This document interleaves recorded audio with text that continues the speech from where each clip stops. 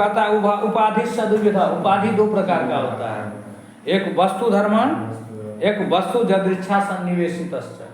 एक तो वक्त्री जदृच्छा सन्निवेशित, एक तो वस्तु का धर्म हुआ और दूसरा हुआ वक्त्री जदृच्छा, वक्ता की जो इच्छा होती है उससे सन्निवेशित। अब फिर वस्तु धर्मों की द्विविधा, फिर वस्तु धर्म भी दो प्रकार का होता है। उपाधि पहले दो प्रकार का हुआ, वस्तु धर्म वक्त्री जदृच्छा सन्निवेशित। फिर वस्तु धर्मों की द्विविधा, वस्तु धर्म भी दो प्रकार का होता है, सिद्ध साध्य, एक सिद्ध होता है एक साध्य होता है। अब कहता है सिद्धों की द्विविधा, सिद्ध भी जो होता है क्या कहता है वस्तु धर्म, वो भी दो प्रकार का होता है, एक होता है पदार्थ से प्राणप्रद, दूसरा होता है विशेषाधान हेतु। तो तत्राद्यो जातु, पदार्थ से प्राणप्रद जो हुआ उसे हम जाति कहते हैं, पदार्थ से प्राणप्रद जो हुआ प्राण को प्रदान करने वाला उसको तो हम जाति कहेंगे। अब विशेषाधान हेतु से, और जो विशेष आधान का कारण होता है उसको हम क्या कहेंगे रे, विशेषाधान हेतु, वो भी तो जाति ही हुआ। विशेषाधान हेतु जाति कैसे हुआ, पदार्थ से प्राणप्रद जाति हुआ, अब विशेषाधान हेतु जो हो गया गुण हो गया। समझ गया आप? देखो तत्राद्यो जाति का बताते हैं, तत्राद्यो जाति हो गया, पहला जो है पदार्थ से प्राणप्रद तो जाति हो गया, और दूसरा है उत्तम ही वाक्यपदीय विशेषाधान हेतु। तो कहा उत्तम ही वाक्यपदीय, जैसे कि वाक्यपदीय में कहा गया है कि नहीं गौ स्वरूपे न गौ, न ही गाय जो है स्वरूप से गाय है, ना पी अगौ, न ही वह जो है तो गाय नहीं है।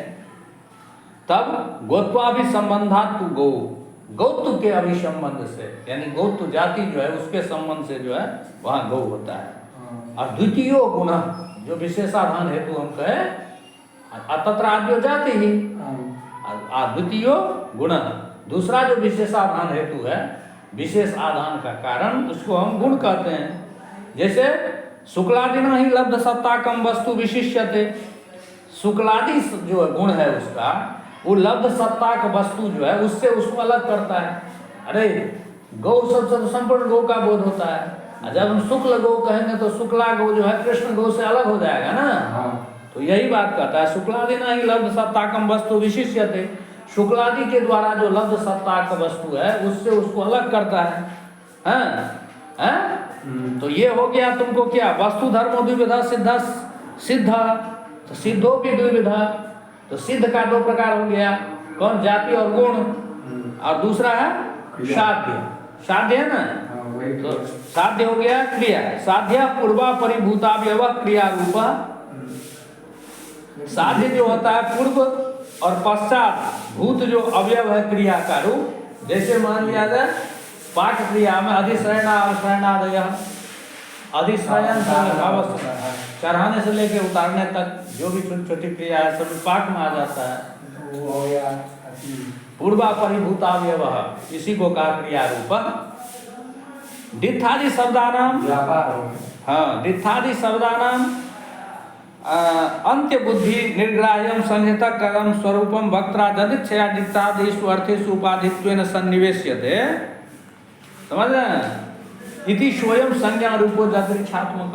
अब संज्ञा जो हो गया जिसको द्रव्य कहते हैं या व्यक्ति कहते हैं, वो जदृच्छात्मक होता है। जदृच्छात्मक आप जो चाहे किसी का नाम रख सकते हैं।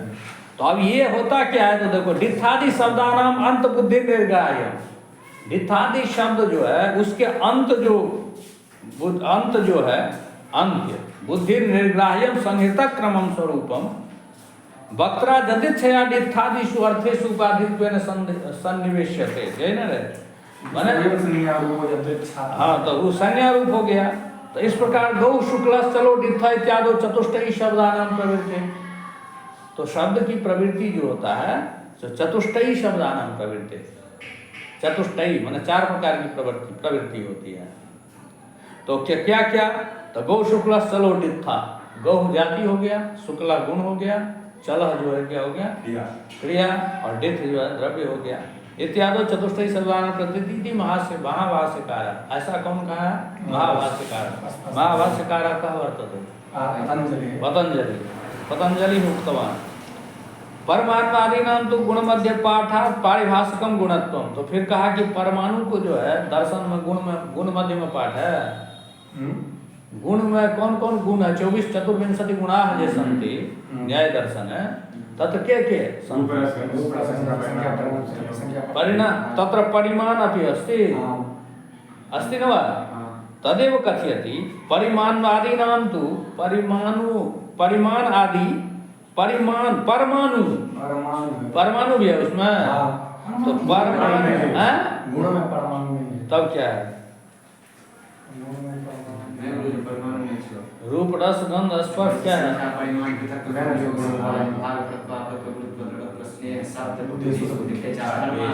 तब अन्य जगह होगा परमाणु तो परमाणु शब्द परिमाण विशेष ये कह रहा है। तो परिमाण का ही होगा। परिमाण तो है ना गुण में रे। तो वही ये बात कहता है परमाणवादी नाम तो गुण मध्य पाठा गुण मध्य के पाठ होने के हुआ जो है वहाँ पारिभाषिकम गुणत्वम वह पारिभाषिक गुण है। पारिभाषिक गुण में शास्त्र विशेष परिभाषा हुआ। उसका जो स्वरूप है वो पारिभाषिक रूप से गुण ही सिद्ध होता है। हाँ तो गुण क्रिया जदृच्छा नाम वस्तुतः एक रूपा नाम उपि आश्रय भेद विलक्ष्यते। अब कहता है गुण क्रिया और जदृच्छा जो है गुण तो समझ गया गुण क्रिया भी समझ गया और जदृच्छा नाम मैंने हो गया द्रव्या नाम व्यक्ति नाम। तो ये वस्तुतः एक रूपा नाम होगी। वस्तुतः यह सभी एक रूप ही है फिर भी आश्रय भेदा आश्रय के भेद से भेद ही विलक्ष्यते भेद के समान लक्षित होता है। यथैखस्य मुखस्य खड्ग मुकुट तैलादि आलम्बन भेदा। जैसे एक ही मुख को यदि तुम तलवार में देखो चमकते हुए तलवार देखा है उसमें भी मुंह दिखता है दर्पण में भी दिखता है और तेल में भी दिखता है और जल में भी दिखता है। तो सब में भिन्न भिन्न मुंह दिखाएगा। मुख तो एक ही है और मुख जो है अलग अलग दिखता है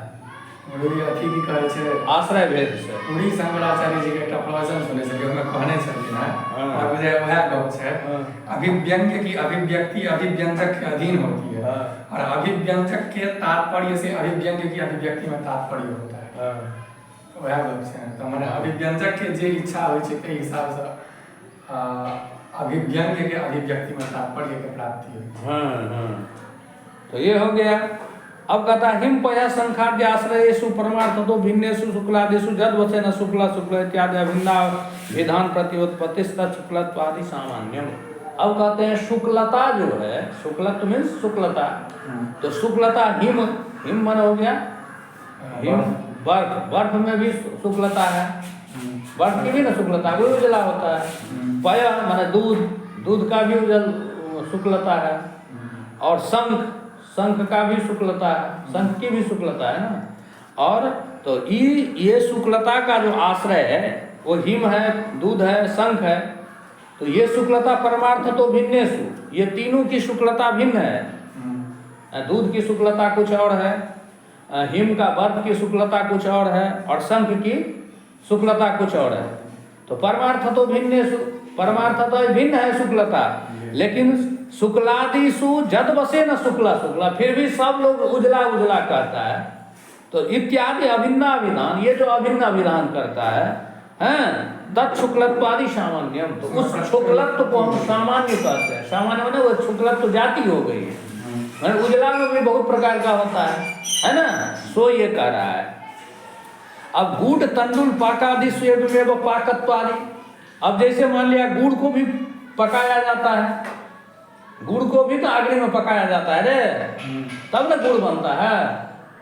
अरे गुड़ को पकाया जाता है कुशियार को अथी पेड़ पर करके उसको अग्नि में तब अथी पकाया जाता तब गुड़ बनता है।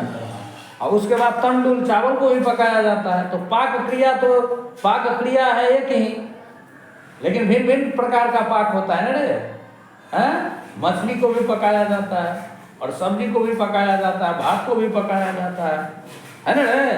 तो इसमें पाक जो है यद्यपि भिन्न भिन्न है लेकिन सबको पाक कहते हैं। तो पाकत्व वाली पाकत्व तो जाती ही है जो सब में है भिन्न होते हुए भी। जैसे वहाँ शुक्लत्व तो जाती है जो सब में भिन्न भिन्न शुक्लता होते हुए के चलते भी हम शुक्ल का व्यवहार करते हैं।